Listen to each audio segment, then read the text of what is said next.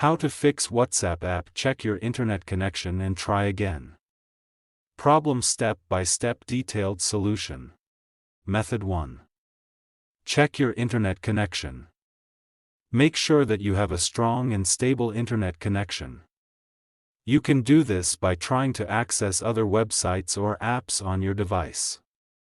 If you are not able to connect to the internet, try restarting your router or modem. Method 2. Restart your phone.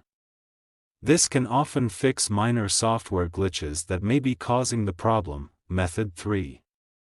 Update the WhatsApp app. To do this, go to Play Store. Search for WhatsApp. Go to WhatsApp. If there is any update, update it. Method 4.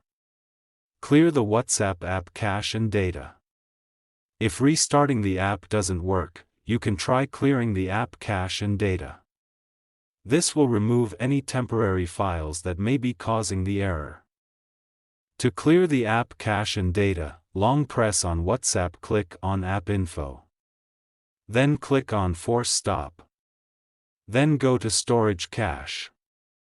Click on Clear Cache. And click on Clear Storage. Method 5.